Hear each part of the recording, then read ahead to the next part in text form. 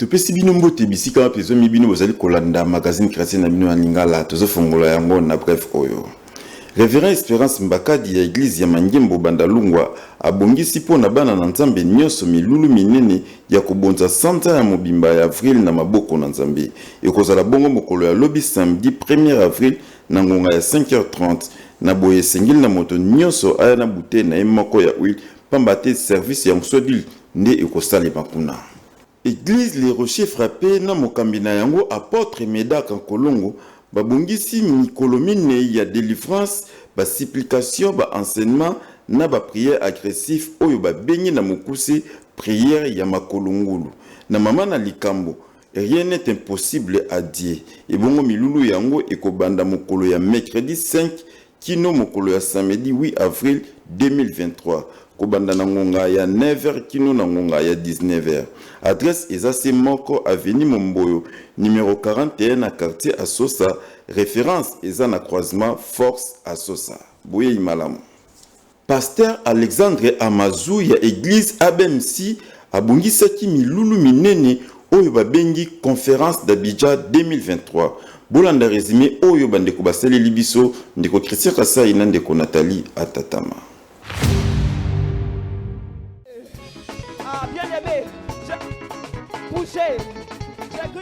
Ezalaki ya koyinda na Abidjan Côte d'Ivoire milulu minene oyo babengi conférence d'Abidjan 2023. Kasi milulu yango esangani na 20 ans ya anniversaire ya communauté ya ba église ABMC Monde pe na 30 ans ya anniversaire ya ministère ya pasteur Alexandre Amazou, pasteur responsable ya église ABMC Monde.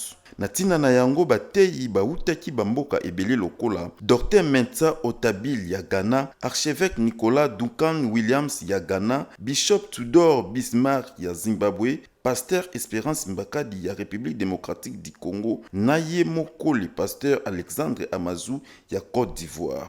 Boyo kandenge ya lobby. Quand vous regardez en réalité Facebook poursuit un objectif. Hein? La globalisation, c'est pourquoi? C'est pour l'arrivée de l'entrée-Christ. Planifier tout ce qui est réseaux sociaux interconnectés aujourd'hui. Quand tu es sur Facebook, tu es en même temps sur Twitter, Instagram, ainsi de suite. On planifie le message mondial de quelqu'un qui viendra et qui va atteindre les nations en un clic. Voilà, c'est tout. Ce que je veux dire aux chrétiens, on peut les utiliser, mais il faut être conscient que ce n'est pas d'abord pour nous qu'ils l'ont fait, ce n'est pas pour prêcher Jésus qu'ils l'ont fait. Facebook peut fermer, demain on fait comment? Oui, Twitter peut fermer, demain on fait comment? C'est parce qu'on ne les gêne pas pour le moment qu'ils nous laissent faire. Sinon l'agenda de ces réseaux sociaux-là, ils véhiculent un message. La plupart de nos enfants sont pervertis. Regardez Twitter, regardez TikTok. C'est la nudité. On te présente des images même que tu ne demandes pas. Voilà, les femmes dansent nues, tout le monde fait ce qu'il veut. Et donc nos enfants sont à la portée de ces choses-là. Mais sans faire attention aujourd'hui, lorsque tu en parles, on dit que tu es dépassé. Mais au-delà de ça, c'est un peu l'agenda de Nebuchadnezzar lorsqu'il a dit il faut les former pour 3 ans. Donc, le monde est en train de nous façonner sans qu'on s'en rende compte par la nation qu'on appelle médias, art et culture. Voilà, donc ce que je veux dire, il faut que les chrétiens prennent conscience que ces choses-là sont là. On peut les utiliser, mais au-delà de ça, il faut faire très attention parce que leur agenda, ce n'est pas d'abord nous faire du bien. Non, pas du tout. Pas du tout. Donc on peut entrer, essayer d'annoncer Jésus. Et vous allez voir même à un moment donné, quand vous allez exagérer, ils vont vous couper. Ok. Oh, ils vont vous couper. Ils vont vous couper. Et ils savent ce qu'ils sont en train de faire. Voilà. Naboye bandeko bazalaki wana ebele pona koyoka sango nini oyo Nzambe atindelaki bango elongo na basali na ye nde basepeli. From today, Kaka na cadre ya conférence d'Abidjan 2023, le révérend Espérance Mbakadi ya église ya Mangembo yepe azalaki wana. Nathalie Atatama azongi lisusu nelema oyo. Révérend Espérance Mbakadi ya église de Mangembo Kinshasa RDC azalaki bongo poso oyo mobimba na église ABMC Monde oyo ekambamaka na pasteur Alexandre Amazou na mboka Ghana. Na boyeyi ya Révérend Espérance Mbakadi bandeko bazalaki wana ebele pona koyamba ye. Boyoka ndenge alobi. Nous rendons gloire à Dieu, comme je l'ai dit, haut de la chair, pour ce travail extraordinaire que Dieu fait par son serviteur. 33 décennies de ministère, ça c'est quelque chose d'extraordinaire, de merveilleux. Et puis 20 ans du travail qu'il est en train de bâtir ici. Nous sommes reconnaissants à Dieu. Et nous sommes très fiers d'avoir dans le corps de Christ, et surtout dans la francophonie, quelqu'un comme l'évêque Alexandre Amazou, le travail qu'il fait. Personnellement, je l'ai suivi depuis de très, très, très longues années, de loin. Et puis, j'admire son esprit, sa manière de faire des choses, sa façon de servir Dieu, son amour également pour le corps de Christ. J'ai aussi reçu ce genre de témoignages de la part des hommes de Dieu que je ne cite pas ici. Et ça nous encourage, ça nous bénit que de voir que Dieu est fidèle. Et nous pouvons dire, donc encourager, un encouragement pour nous tous à ne pas mépriser de faibles commencements. Juste un homme a répondu à l'appel de Dieu par la foi. Et voilà le résultat qui est là en 30 années de travail et puis de ministère, 20 années de communauté. Peut-être que nous allons essayer de devancer les choses, mais pour jouer l'agenda satanique, il faut appliquer l'agenda divin. Parce que la vérité est que l'agenda satanique vient après l'agenda divin. C'est Dieu qui a commencé le premier. Il avait un agenda, un plan qu'il a mis en action en créant l'homme, comme nous avons essayé de le décrire. Et en le plaçant sur terre, Dieu avait un agenda. C'est plutôt l'ennemi qui est venu perturber l'agenda de Dieu, qui est venu détruire. Donc, nous mettons en place, en marche, en action l'agenda de Dieu, en format des hommes et des femmes à la statue de Christ qui accomplissent les desseins de Dieu dans leur génération. C'est la meilleure façon. Nous n'allons pas croiser les bras et attendre l'agenda du diable pour le contrer. Non, nous sommes en train d'accomplir l'agenda. C'est lui qui est en face en train de contrer l'agenda de Dieu. Et nous savons comment aller jouer, aller de l'avant. Naboyepe pasteur Amazou na bande komosusu bango pe bazanga ki malobate pour na tina na révérend Espérance Mbakadi. Ce que je peux dire, c'est que le pasteur SP, Dieu l'a béni, et dommage que le Congo ne reconnaisse pas souvent ses prophètes. Et nous savons que c'est un grand homme. On a été bénis. Et tout à l'heure, on a parlé, il m'a dit que même ce que j'ai dit à la fin, avec son message, la synergie était vraiment conduite par l'esprit. Et donc je pense que tout va bien. Et je veux vraiment remercier le peuple de Magembo. Attrapez bien le pasteur SP, sinon on l'envoie ici à Abidjan. Déjà, on sait que le révérend SP, c'est quelqu'un d'assez profond dans la parole. Et on n'a pas été déçus ce soir. On a encore mangé un bon plat.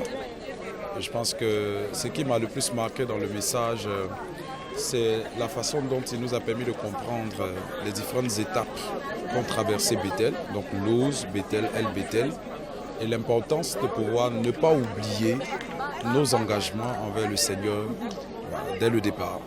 Parce qu'on dit beaucoup de choses à Dieu, et on oublie très souvent tout ce qu'on a dit au Seigneur. Je me suis rappelé aujourd'hui mettre une pause, non pas pour faire un bilan de ce qu'on a réussi, mais faire un bilan de ce qu'on a fait pour Dieu sur la base de ce qu'on lui avait promis au départ. C'est une grande révélation. Et puis, na o etali clôture ya milulu na pokwa ya lelo célébration 20 ans ya église ABMC na 30 ans ya ministère ya pasteur Alexandre Amazou moyembi monene na nkolo Simien Tatu yende azawana pona kokamba milulu yango na baloyembo pe mabina boyoka ndenge alobaki na tina na yango. On a hâte, on attendait la bonne porte pour que j'arrive en Côte d'Ivoire officiellement et Dieu a bien fait les choses et je suis ici avec le bishop et mon mari vous salue aussi et on a hâte pour demain. Et bongo na ngambo ya église ya Mangembo Bandalungwa, pasteur en charge ya croissance et intégration la révérende Jackie Kalombo na ngambo na ye atalisi biso lolenge nini domaine na ye ezali kotambola bolanda. Pasteur Jackie Kalombo, responsable ya domaine ya intégration pe croissance na église de Mangembo Bandalungwa, atalisi na bandeko nyonso lolenge domaine na ye etambolaka. Pe lisusu apesi ba détail ya ba département oyo eza na kati ya domaine yango. Domaine wana ya croissance et intégration eza ko s'occuper na croissance numérique, à la rigueur aussi croissance et géographique. Alors intégration tout ça la kango soki to sali to ba kilti ya minene ou bien to sali évangélisation bato o biso to gagner ka bango to mema ka bango jusqu'à ce que ba koma ba membre 4 na église yango domaine wana komo lango croissance et intégration. Donc tant to yambi muto asika to aider à croître spirituellement et puis to memaye a comme membre ya église. Alors na kati ya domaine d'intégration toza na 4 départements. Département mibale esokipaka na ba affermissement. Département ya liboso to benga ngo formation. Yango cahier de charge nango ezakaka kopesa ba affermissement. Département où ils ont joué même rôle sous to benga ngo esdras. Yango na formation baza na même cahier de charge. Musana na bango kaka ozui bébé spirituel wana okolisi eti okomisi musana nzambe nde biso na mangemu to bengaka ouvrier. Ya misa tuza évangélisation. Évangélisation ya onde et permettre biso to bima libanda. To bimi libanda na ba action to salaka mingi to bima so to za na ba activité ya minene lokola neti ba bénédiction de l'alliance, lokola neti ba montagne ya minene to sala montagne de transfiguration, ba activité nyo surtout ya minene au de ya salaka et permettre biso pe to bimi na libanda.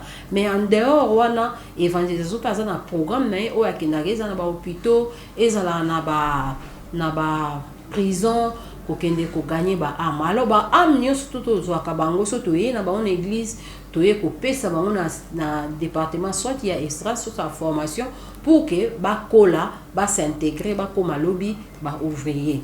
Et département mosusu to za nango 4e eza département ya cellule. Département ya cellule wana eza encadrement de proximité. Ndeko pona kokoma membre na église de Mangembo Bandalungwa esengeli na kolanda ba fermissement pe ko sala choix ya département boinde ezalaka. Église évangélique la pépinière o ekambamaka na mosel na nzambe Didier Nkulu ebongisaki pona ba mama nyonso clôture ya mois de la femme ebongo mama Ani Kondo nde azalaki wana pona mateya bolanda.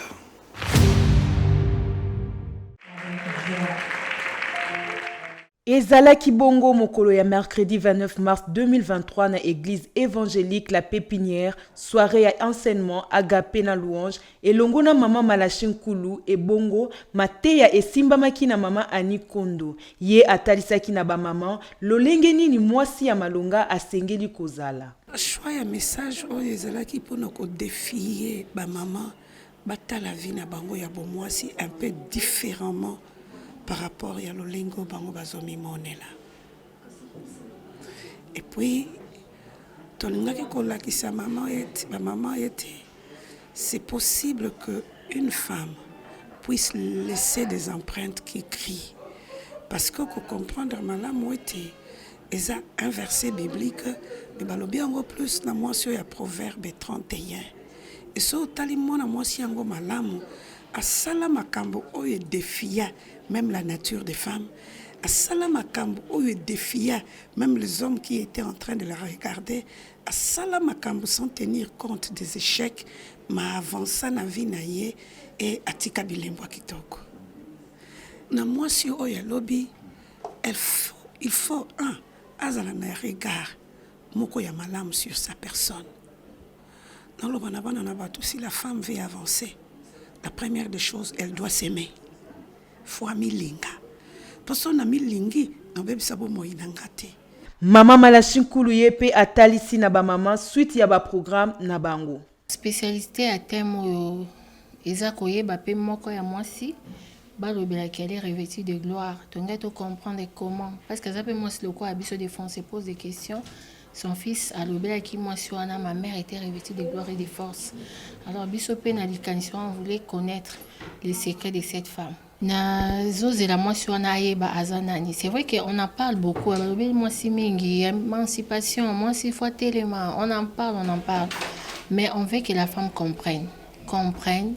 So tout le monde basi va comprendre. Sur 100% des femmes, tout combien de temps 99, tout le baquet longi. Mois de mars esili kasimate ya pona ba mama esili te na yango ndeko mama luka boyebi po yango nde ekosala ete ozala mwasi ya malonga na esika ozwami. Na boye ba mama nyonso pe bilenge basi o bazalaki wana na milulu o elekaki na église évangélique la pépinière bango pe bazangaki maloba te balobi boye boyoka ndenge balobi.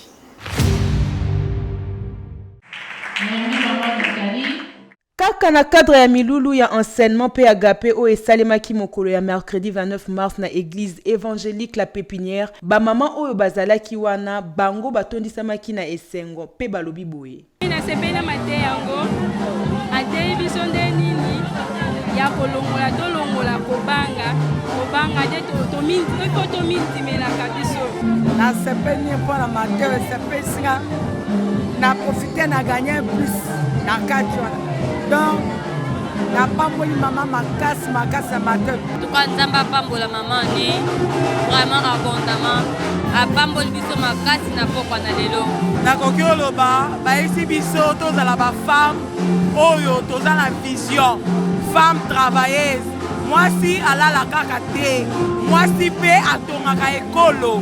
Nous avons la possibilité de faire plus que même les hommes par la grâce de Dieu. Hey, ndeko mama koyoka mateya eza malamu kasi kotia yango na misala nde eza na motu ya koleka pamba te mwasi ya mayele yende atongaka ndako na ye. Yesu aza mokonzi pe mobikisi na biso elingi koloba ete magazine chrétien na lingala ekomi na suka me yambo toka bwana botala nini oyo makomi elobeli biso na pokwa na lelo.